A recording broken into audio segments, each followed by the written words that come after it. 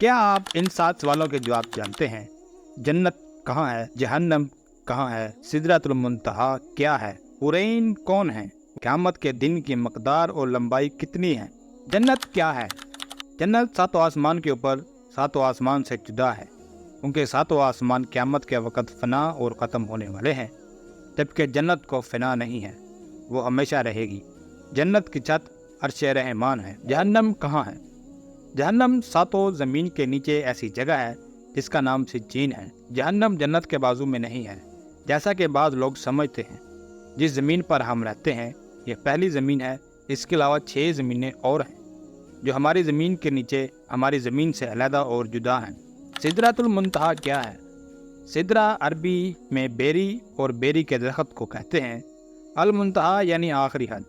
یہ بیری کا درخت وہ آخری مقام ہے جو مخلوقات کی حد ہے، اس سے آگے حضرت جبرائیل بھی نہیں جا پاتے۔ سدرۃ المنتہا ایک عظیم اور عالیشان درخت ہے، اس کی جڑیں 6 آسمان میں اور اونچائیاں 7 آسمان سے بھی بلند ہیں۔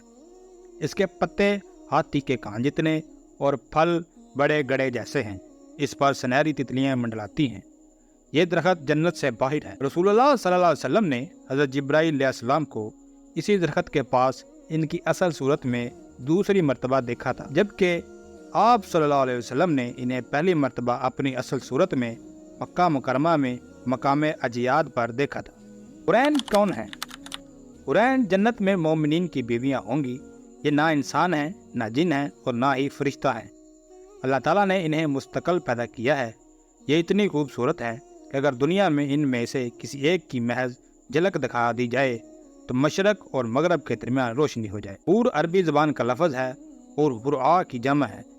اس کے معنی ایسی آنکھ ہے جس کی پتلیاں نہایت سیاہ ہوں اور اس کے اطراف نہایت سفید ہوں، اور عین عربی میں عینا کی جمع ہے، اس کے معنی بڑی بڑی آنکھوں والی۔